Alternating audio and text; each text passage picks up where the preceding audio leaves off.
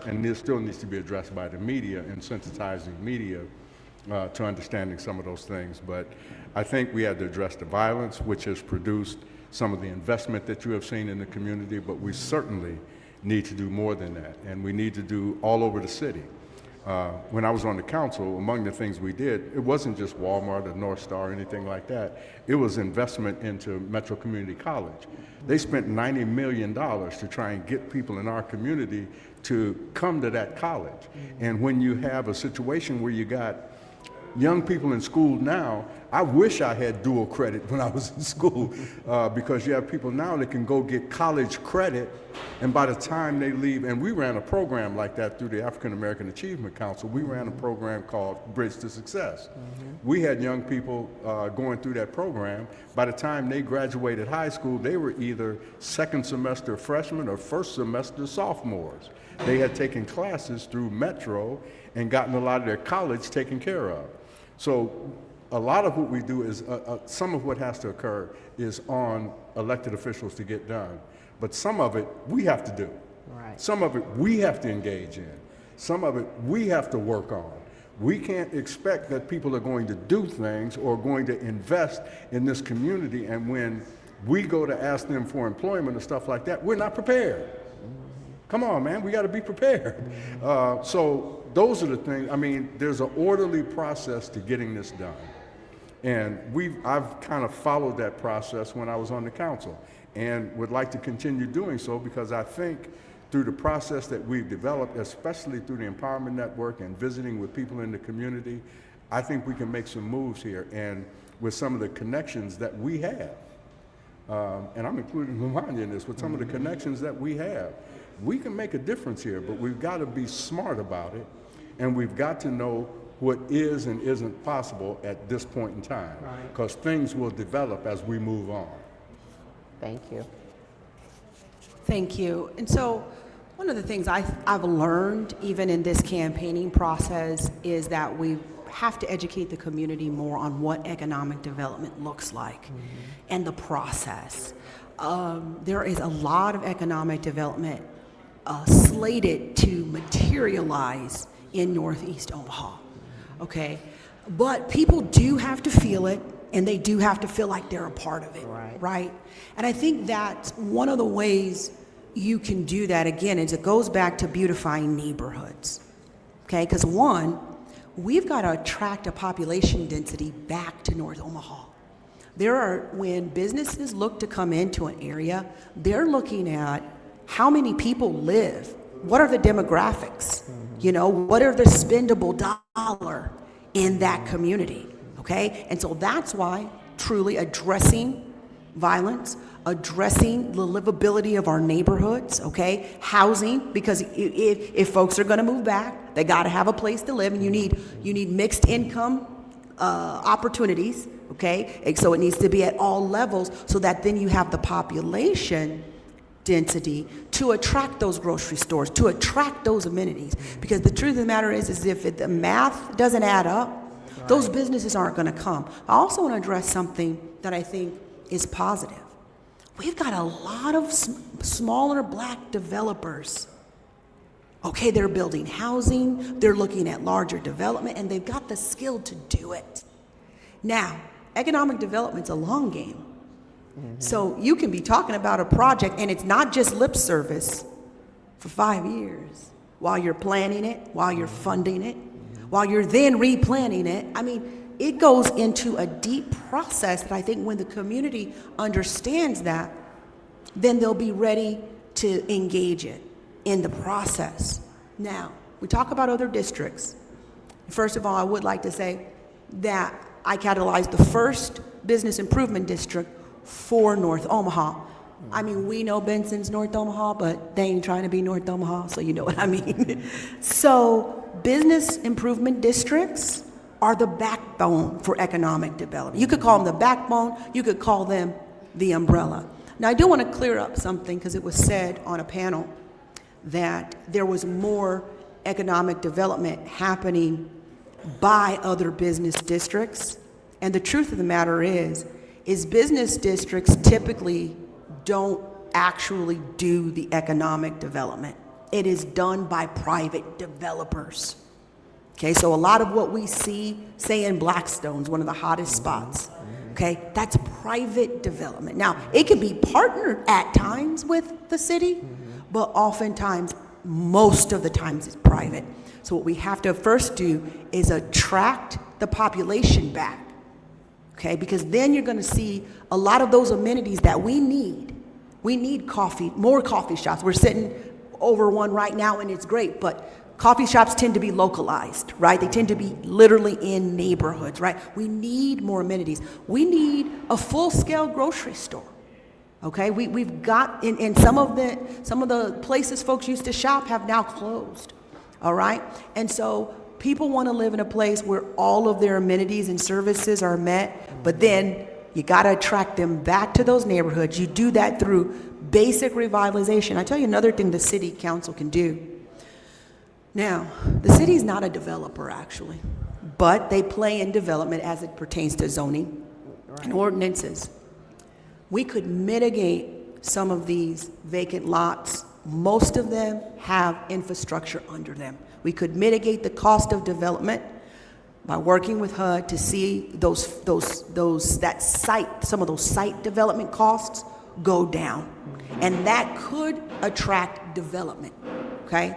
So it's important to know that the city council plays a role, yet you still need that partnership between private development to really see, the community built back up. But I'm excited because I could name you, at least 3 emerging Black developers, okay, that are doing projects right now.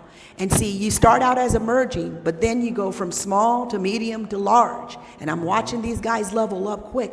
So we should be not only excited about that, but we should also be getting our students prepared for the trades. There's hundreds of millions of dollars awarded to Northeast Omaha in infrastructure projects. How do we build wealth from that? A lot of opportunity there. Not just with the trades and the skills, but if you got all that construction going, somebody has to eat. What are the indirect services that surround those types of development? We really have opportunity. I think it needs to be communicated well. There needs to be some level of maybe bridging the gaps to where people are saying, okay, I've been hearing about this for years, but I don't see it. That's valid, right? How do we break it down? How do we let them know where the opportunities are? How do we connect them? But then moreover, even if something's built, you need the people to stimulate the next level of development. Thank you. My next question is, North Omaha has changed a lot in its demographics and who lives here. This used to be the predominantly African-American part of the city. And now we have just, a little bit of everybody that lives in this community. And so what do you see your role is, or what your role would be in bringing all these different communities together to make North Omaha better? Well, you want me to answer first? Yes, okay. You can go first. I think, first of all, one of the things that I think is important to do is to make contact. And and that's some of the things that I've already done with the African community, with the Vietnamese community. I attend their functions regularly, and several others that the Latino community. Obviously, we have to work together and try and get some things accomplished there as well. But it's about process. It's about understanding each other, and it's about sitting down talking to each other. If you don't mind, Gladys, I want to go back to something that I think is really important here when you're talking about economic development. Go ahead. Okay? When we don't vote, we don't matter. It's as simple as that. When we don't vote, we don't matter. This last election that we were involved in, the turnout was putrid. It was absolutely putrid. And we have individuals, and we have people who sincerely think that they can make a difference in this community, and they ought to have the right to try. They ought to have the right to get out there, But for people to sit home in an environment like this right now where we are challenged at almost every level, for people to sit home, people look at that. People who are doing business, they look at that. They look at traffic counts, they look at rooftops, they look at foot traffic, they look at violence, they look at all those things. And if they see that we don't even have the desire to go to the polls in an effort to make things better, why should they do it? That's an issue that we need to address. We've got to understand what voting is about. It is not about, I hear people say, well, my vote don't count. Yes, it does. Because when you vote in the numbers that we are capable of voting in, you need to understand, there are 39,000 registered voters in District 2. 39,000. I don't even know if 7,000 voted yesterday. Wow. We got to do better, and we've got to understand the politics of this. See, we think we understand politics, but but what we really don't understand is why voting is important. People are going to listen to you. People are going to they're going to be more considerate of your voice when rather than 7,000 people vote, 20,000 vote. You understand what I'm saying? I understand what you're saying, but how do we even begin to combat that? Lavonya, That you begins can feel free a to serious discussion, Gladys. It begins a serious discussion about saying to people, you know, here are the things you say you want, okay? But if you don't vote, they'll get to it when they get ready. But if you don't vote, it's when they get ready, not when you get ready. So it's got to be that ongoing discussion about why voting is important, why registering is important. It generates income for you if you bring in the kind of voting power that we genuinely have. If people would go, we spend too much time being divided instead of finding ways to come together and get some things done. The things that I talk about that I got done over the 12 years do you know what would have happened if I'd have had 20,000 people voting behind me? Yeah. Did you have a comment about that discussion, Lavonya? Absolutely. We got to stay on it. I couldn't agree more that voter turnout has to increase, and especially at every level, but this is a local election, and we live at the local, okay? Everything that affects us on a day-to-day is at the local. But it does take leadership. I mean, when you have leaders sowing disinformation and they said they want to run to be elected, or leaders that can't navigate City Hall in their current position, that does damage us. And then people think, well, what's the use? I mean, leadership should be up here not because they're better, but they have a higher standard with integrity, professionalism, but they also get things done. So when I say I'm a leader, it's not because I can sit here and talk to you. This is kind of the fun part, right? It's who am I? If I say I'm going to be somewhere, I'm going to do something, I'm going to, who am I when there's conflict? Okay? But then how are we holding one another accountable? So I want to take it back to a leadership position and an expectation. Okay? We've got to get out to vote year round and not just during an election cycle. By the time it's an election cycle, it's kind of too late. You're playing catch up. Yeah. So we've really got to change that momentum. Again, getting people excited about the long game. The short game's easy to be in there. But all of this we talk about, voter turnout, economic development, it's a long game. And so that's what I have to say about that. I think when it comes to all cultures, you have to be welcoming. You've got to bring people together. The first thing I thought about was like a festival or an event.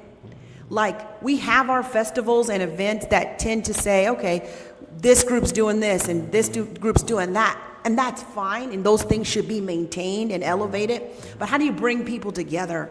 You know, when I was in elementary school, we had a day called Ethnic Day, and everybody would cook a dish that was related to their ethnicity or their culture, and they would bring that food to share it. And we got a chance to experience different cultures. I think when you think about bringing people together, you always have to think about what connects us versus what divides us. We already have that coming from the top right now in national government. We don't need any more of that. We're here in community, and guess what? I've learned a long time ago, you don't decide who's in community with you. So then you got to figure out, how do we, not just tolerate one another, but learn about one another and respect one another and come together. So I'm putting that out there in the atmosphere. Maybe we can have some type of an international event. That. Maybe you can host it here, ma'am. I love that. You know, out there on the line. I was just thinking about what you said. I'm seeing all the pictures. It's seeing all the pictures and all the people come together, and food is a way to connect people. Always. It's always that mutual, connector. And so maybe we should put in a little more thought to that. Yeah, well, you and I should get together sometime. Yes, ma'am. My next question is, later today, the president's going to announce whatever it is he's going to do or not to do with these tariffs. Supposed to happen at 4 o'clock. Someone like, me, a small business owner, our spices that, we sell these online. These are a blend of seasonings, which you can go to bigmamaskitchen.com and order them. We'll ship them to you, or you can come here to the restaurant and buy them. But at any rate, all of the ingredients are imported, all of them. And like this fried chicken seasoning is at the heart of our #1 selling item on the menu, our oven fried chicken. If these tariffs get done and the cost of the seasonings go up, this could really put a damage on my business. I'm either gonna have to, raise prices, and we try to stay affordable for, the people in the community. But if many of the things that I purchase for my restaurant increase in price, it's going to be very difficult for businesses like Big Mama's to stay open. And so what kinds of things can our city council do to try to mitigate and that's just going to ripple out across all kinds of businesses, across every area of our lives. What kinds of things can the city council do to mitigate the effects of what these tariffs may do? Well, the one thing that comes to mind for me is that maybe you have before, but our federally elected officials need to be on the show. They need to answer to that. We can't just give the federal branch a blank check. That's not how our democracy works. And so it really does start at the federal level and our federal representatives. We need to be holding them accountable for what they're giving, it seems as if a rubber stamped to this government that is clearly becoming oppressive to the little man. And so I think that leadership could get them in the room, but they need to be held accountable for how they're voting to support this current administration. Ben, your response? I don't know much that I would add to that other than to say that there's some things that we as people with limited resources and others of us who are people of color, and we need to understand that there's an attack on us. Most definitely. That attack is real. That attack is ongoing. When you have a president that will say to the museum community that the African American History Museum needs to stop the stuff that they're doing and do what I think they need to do. I'm trying to be something different here because what's happening here is they don't care about us. Okay? You got to understand, they don't care about us. That's first. And we got to recognize that they don't care about us. So we got to care about us. And so we have to really sit down as a group of people like-minded and think about how we address this, because the enemy is at the gate, and I do mean enemy. These people, this administration at the federal level is doing everything they can as fast as they can. I would encourage y'all to read this one book. It's a book by Madeleine Albright. It's called Fascism, A Warning. And if you read that book, what Stalin did, what Hitler did, what Mussolini did, what the Shah of Iran did, they followed a blueprint. And if you read that book and you look at what's going on now, they're following the same blueprint. And they're moving so fast. Hitler's government changed in 43 days. We need to understand what we seriously face here. And how we address that is going to take significant thought and significant strategy. And as Lavonya said, we need to, first of all, hold the people accountable who are doing all that. They need to get in here. They won't come. And they won't come because they think they already have the votes. So they don't have to be here. They don't have to say certain things. They don't have to be accountable. We got to look at all that because that's real. That's intentional. And I totally agree with you. So what happens though, or what happens when our state government decides, well, these things are not required anymore federally, so we're not going to require them anymore. And then the state government does that, and then our city governments begin to do the same thing. You know, and on the city council, there's not very much representation of all of who Omaha is. You know, Yes. There's one person of color on the city council, yeah, and there's always is because they come from this district.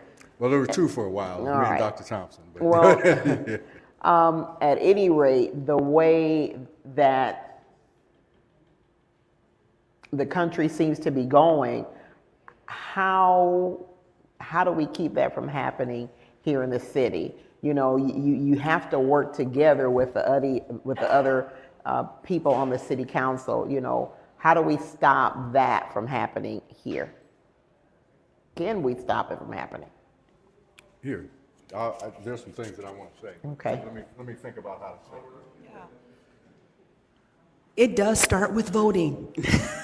Okay, because it sounds like we're just kind of going back, but it does, because when you've got that power behind you, okay, when this district becomes strong, because now we have the right leadership bringing us together, not dividing us, having strategy versus being scattered, okay, we could go to any mayor and say, see, right now, you have a mayor who says, I don't know, I'm probably not getting votes there anyway. But if the coalition grows, we got to do some coalition building. We've got to do some local problem solving. I'm not saying we accept what's happening at the national level, but black folks been here before. We've always had to try and find alternative means to combat an oppressive government. I am not saying we accept that. But in the meantime, what are those alternative solutions? I've been thinking about, how do we aggregate growing local more? Could you grow those spices? Maybe not all of them, but could you grow them locally to save on cost? Is there an urban farmer? You know what I'm saying? And maybe it's half your ingredients, because I know some things, I'm a amateur gardener myself. Some things won't grow in this climate, but some things you might be able to grow in a greenhouse. You see what I'm saying? Like, how do we solve it locally? Black folks have learned to thrive. And I listen, we got 4 years of this. So we got to problem solve around it. Not saying we accept it, but then also the coalitions that says this is not what we want. Listen, we did it before in the civil rights, and I think that's what happened. My generation got comfortable. We didn't understand. I'm a post-civil rights kid. So we didn't understand what your generations had truly gone through. But now it's here. We're going to have to back to what grandma and great-grandma were doing to thrive, not just survive, but thrive and problem solve at a local level. You also have to build consensus on that council. Okay? When you know how to navigate it, you can then begin to say, okay, you want something, we want something. How do we get our initiatives across the finish line? Right now, that's not happening. Okay, so many of us who have initiatives, we go solo, and we're not certain even how our current council person is going to vote toward those things. So we need someone who we can count on to represent this community and get things done, even in an environment where maybe the federal government, Omaha is a place I still believe we can get things done. We build a coalition, we talk about what we want, we set our priorities, and then we go after them. And I believe that as your next city council person, I can get some things done, because I've gotten some things done with probably not as much support as could have been there. What happens when we come together, coalesce, we can move forward. Thank you. Let us really understand what it is we face here in this federal environment. We have a president who issued an executive order suspending the 14th Amendment to the Constitution. That's illegal. He should be charged with a crime. He swore to defend the Constitution of the United States, and yet he does this in an effort to undermine this country and do what he wants. We have an individual, Elon Musk, let me just say his name, who is violating federal election law by giving people money for them to vote his way. That's a violation of election law. I can go down the list of things that are illegal or unconstitutional. But what you have is a Congress that's sitting on their hands and not doing a single thing. That's why they need to be here, because these are the questions you need to ask them. You need to ask them, why are you supporting things that are illegal? Why are you allowing this man to issue an executive order to suspend the 14th Amendment to the Constitution? And the 14th Amendment is one that was decided exclusively and almost for slavery in the African American community. What it says, if you were born or naturalized in this country, you have the right to life, liberty, and property with due process and equal protection under the law. You can't suspend that. There's processes and procedures for how you do that. That's also in that Constitution.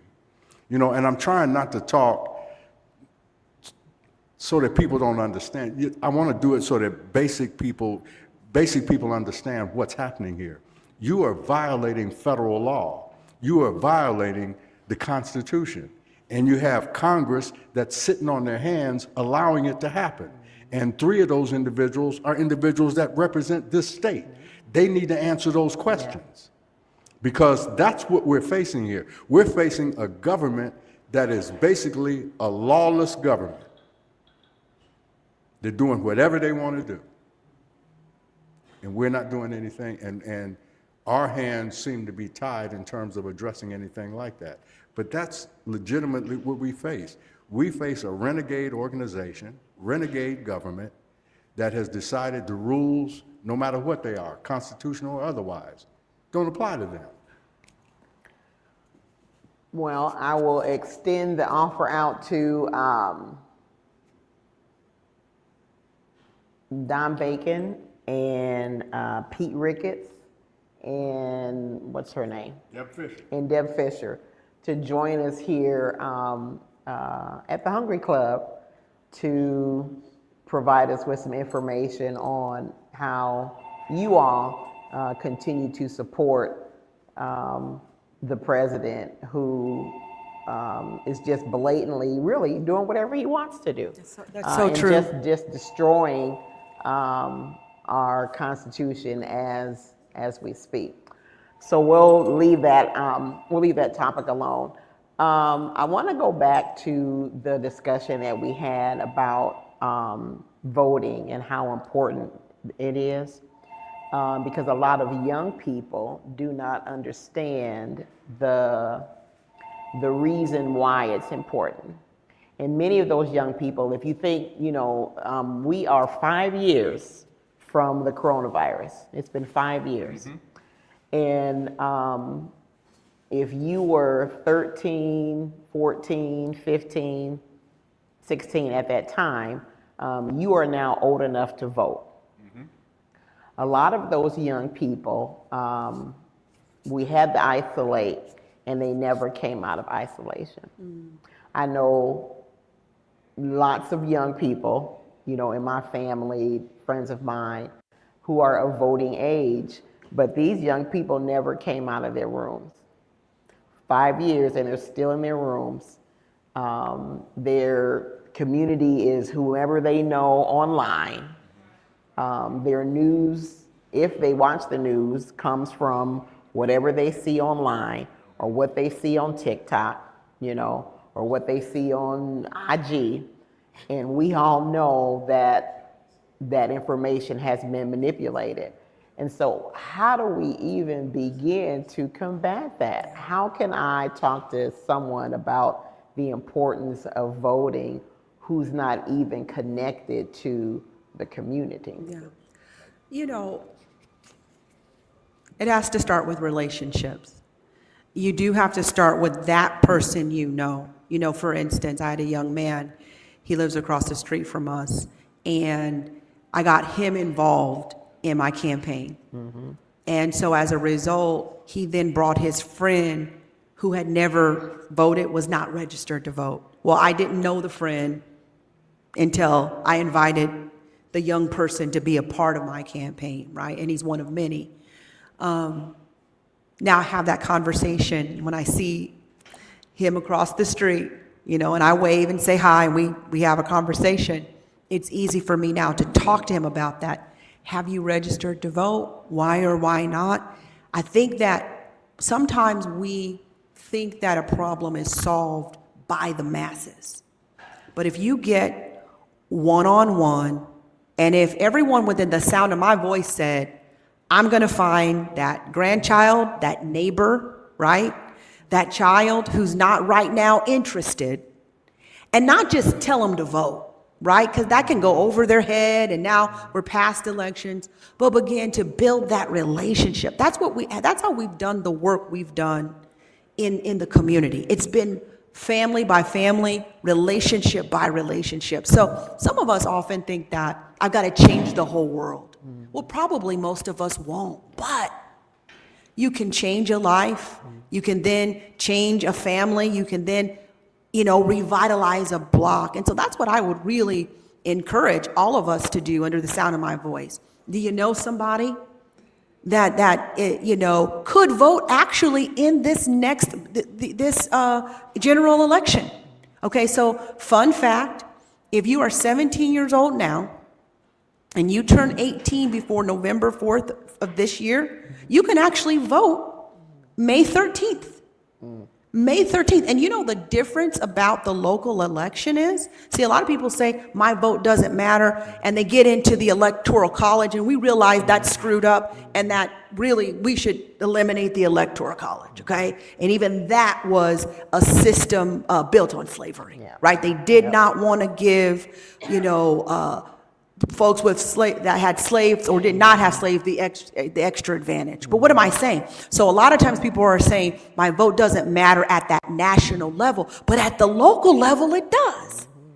I mean, our race came down to margins, slim margins. And that's the very thing I came up and said. I said, every vote matters. So you might not be able to influence 500 people to vote initially, because that's the other thing. It just takes a seed. But I challenge you all. Are you going to take someone to the polls May 13th? Are you going to help, your grandson, your nephew register? Online registration's about to open up again. Okay? I've through this process, I've helped to educate a lot of people on, and don't get me wrong, there's a lot of nuance, timelines, when you can do this, when you can vote early. There's a lot going on. But if we decide, okay, I'm gonna send this link to the election commission about the election commission. I'm gonna follow up with that person. You solve it with the person you know. Some of us are going to affect 1, maybe 2, maybe 5, maybe 10. But locally, that could decide an election. That's good. Thank you. We need to understand that if you want economic development, that comes with voting. If you want people to listen to you, that comes with voting. If you want people to represent you properly, that comes with voting. When you don't vote, what you get is what you get. That's the message that we need to continue to keep sending to people. These things are all connected. It's not economic development or voting. It's not building our small emerging business ordinance and other things and voting. It is all of that. It is all connected. And when you don't recognize that things are connected that way, when you say, my vote doesn't matter, you're not taking into consideration the fact that, well, if a whole group of us stay home, then what incentive does any politician have to come and talk to you? What do they have? There's no incentive to do it. You won't do anything. If you're not going to do anything, you ain't going to help me as a person who's running for office. So if you're not going to help me, why do I need to talk to you? Okay? That's what we need to understand, that all of this is connected. Voting is connected to economic development. It's connected to addressing violence. It's connected to all of those things. And when you vote in the significant numbers that we're capable of, again, 39,000 registered voters in District 2 alone. And I doubt if 7,000 turned up yesterday. We don't understand, we don't correlate, we don't make the correlation between voting and economic development. We don't make the correlation between voting and ending violence. We don't make the correlation between voting and having elected officials that represent us truly. We don't understand it, and we've got to understand it if we're going to survive. Thank you. Thank you. And I'll just add to that, had it not been for, our parents, our grandparents, and our great-grandparents doing the things that they did during the civil rights movement, had they had stayed home, had they had just ignored it, we would still be drinking water out of a white fountain and drinking water out of a black fountain. We most definitely would. It is definitely that serious. Well, I'd like to thank both of you for being here, and then give you like a minute and a half each. Is there anything else you would like the community to know about you, about your race, about why you're running, before we end our session here? And Lavonya, you can go first. Yes, and again, this has been a great opportunity. I'd love to come back and just talk about economic development, like without a campaign hat on, because I think there's so much to share, and I'm really committed to educating, folks and just answering questions. I don't want to make it seem like people just don't get it. That's not the point. But how do you bridge the gap and help people to understand what's happening in their community and how they can be an active participant for it? So with that, I'll say, one, I'm a part of the International Economic Development Council. So I'm a member. I'm also a part of the Economic Recovery Corps. It's actually an initiative at the federal level through the Economic Development Administration to put technical fellows on the ground to assist with economic development. So in 2023, our organization went through a process. We were of 500 organizations. We are one of 65 in the nation to have a Economic Recovery Corps fellow on the ground assisting us with economic development. So what I do every day is economic development related, okay? That fellow was one of 1,400 people across the nation to be then whittled down to 65 to be a part of this program. So we are actually studying transformative economic development in rural, urban, and tribal communities across the nation and U.S. territories. And so you need someone in this office who is on the cutting edge. You need someone with experience, but then you also need someone who's connected to not just what's happening in Omaha. You have to know, okay, what are some successes outside of Omaha that we can expand upon?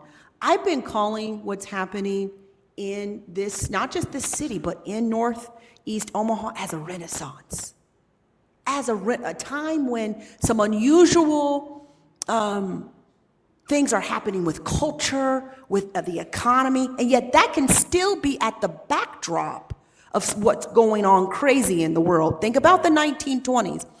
Ben alluded to some of those dictators that were on the rise, and yet Black folks had the Harlem Renaissance. So even in the midst of all that was crazy going on, we had just come out of a world war, the First World War, and yet we said, we're going to do something different. We're going to express ourselves. We're going to create. We're going to build. We're right. I just want folks to understand. You may not feel it. Tap in. If you want to know, Lavonya, what are you talking about? Come talk to me. Because we're really in that flow. Yeah. But you got to get in the flow to then go with the flow. Yeah. And so now's the time for fresh, bold, new leadership. It's easy to talk. It's easy to hypothesize, but it's one thing to be in the middle of this opportunity, not just for me, not just for my organization, but the people of District 2. We have the opportunity in this city to move forward with the momentum of the rest of Omaha. Yeah. I live on North 18th Street right now. I love to go to downtown, but I don't want to have to go to downtown to sit at a coffee shop and work remotely, or to enjoy, jazz, on the weekends or throughout the week. And these things are emerging right in our community. Connect. Don't believe the hype. Yeah. Folks will tell you that it's all dismal and grim, and doesn't mean we don't have to work for some things, but also join us. Yes. Join us in our efforts. Join us in the fight. Connect with us, to move this community forward. There's plenty of things to get involved with. And so I'm just saying that I believe my current work is a blueprint for how we can better the rest of District 2. We deserve better neighborhoods, better services, and better representation. And we can do that through championing safety, beautifying neighborhoods, and supporting small businesses. Thank you. Thank you. You're welcome. Thank you, Lavonya. Sister Goodwin mentioned the developers, the growing number of African-American developers. Most of those developers got a lot of the land and stuff that they're working on now through the land bank that I brought to Omaha. So it's always thinking outside the box about things that you want to do to help incentivize and make people take that next step. We've got several developers now who are taking that next step, and a lot of them are taking that next step through the land bank that I brought to the city of Omaha. Economic development is something that you can see all over the city that has been accomplished in the 12 years that I was on the city council. We're sitting in a building that reflects that. So, I've done the work, and I've done the work at a larger level. I've done the work across this district. But a part of that was knowing who to work with, knowing who to talk to, making those collaborations work for you. And so we've been able to make collaborations work. People talk about sometimes the people that I associate with, but I associate with them because they can get stuff done. And we need to get things done. And so the land bank is just an opportunity to showcase what these African-American developers can do once they have the opportunity and the skill set, as well as the mechanism to help them get things going. So I've done the work. I've shown people that I can get the work done. I've shown people that there is all across this city evidence of my hands being involved in a number of things that have brought this city together, that continue to build on North Omaha. I don't want us to forget about the Step Up Summer Jobs Program, because, that is an avenue for young people to, and what we're doing with that Step Up Summer Jobs Program, we're teaching young people robotics, how to build, what do you call them, planes that don't have any people in them? Drones, okay. They're building drones, These young people have never been, we've never had an opportunity to do things like this before. That was part of, Mr. Barney and I co-founded the Step Up Summer Jobs Program. That is paying dividends for our young people. So I can demonstrate over and over again the number of areas where I have had influence in addressing some of the problems and solving some of the problems in this district. I just want the opportunity to do the same thing. But I will tell you this, we've got to get more young people involved, but young people have got to recognize that they've got to sit and learn, okay? Politics, I watched the campaigns, the various campaigns that went on, and one of the things that I recognize is, besides running for office, I got to teach people how to run for office, so that we can do better. We have better quality candidates coming forward, so that we can get some really serious things done. But look at the record. The record is, you can go to my website, votebengrade.com. If you want to look at the record of things that have been done across this district, I can demonstrate that. But again, we need to recognize the importance of voting and how it's connected to economic development, how it's connected to bringing people together, how it's connected to helping young people, how it's connected to all of those things. Those are the things I think we have to do. Thank you, and thank you for sharing your website. It was votebengrade.com, and what is yours, Lavonya? LavonyaGoodwin.com. And people that are running for office, as someone who's ran for office, they need money. It takes money to run a campaign, and no, you might not have $1,000, but $10, $11, if we all contribute a little bit, it goes a very long way. Thank you all very, very much for being here today. I really, really appreciate it. Good luck to you on your campaigns. One thing I want to announce, this Saturday here at Big Mama's is Big Mama's Day. Big Mama passed away 7 years ago on March 31st, a couple of days ago. And the day that we buried her, a proclamation from the city came that day is Big Mama's Day. And so every year since then, with the exception of a couple of years during coronavirus, we didn't do it, we have Big Mama's Day. And on Big Mama's Day, you can come to the restaurant. My mother always wanted to be able to feed people, and they pay whatever they wanted to. But when she was alive, I'm like, Mom, we can't do that. Everybody's gonna come in here and buy food for $1, and then we're not gonna make any money. So in honor of her, this Saturday is Big Mama's Day, and you'll be able to come to Big Mama's and purchase a meal and pay what you can, pay what you want. You can pay it forward and pay for some other folks' food, and it's also a time for us to raise money for the scholarship that's in Big Mama's name. There's a culinary scholarship. It's the Patricia Big Mama Barron Culinary Scholarship that's at Metro, and the scholarship was designed to benefit people who had a record, who wanted to get a degree in the culinary field, because oftentimes, particularly if you're a felon, you're not eligible for Pell Grants and things like that. So it's also a fundraiser for the scholarship, and just a time to come together and celebrate Big Mama's legacy and share memories with her and have a good time. And that's this Saturday from 11 a.m. to 7 p.m. Thank you everyone for tuning in to the Hungry Club. I appreciate you. As Lavonya stated, as Ben stated, now is the time we got to be in community with each other.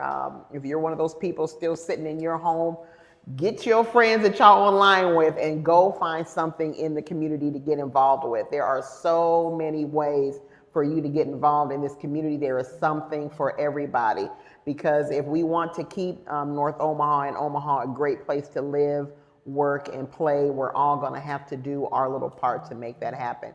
Y'all have a great afternoon, and we'll see you next time. Thank you. Thank y'all very much.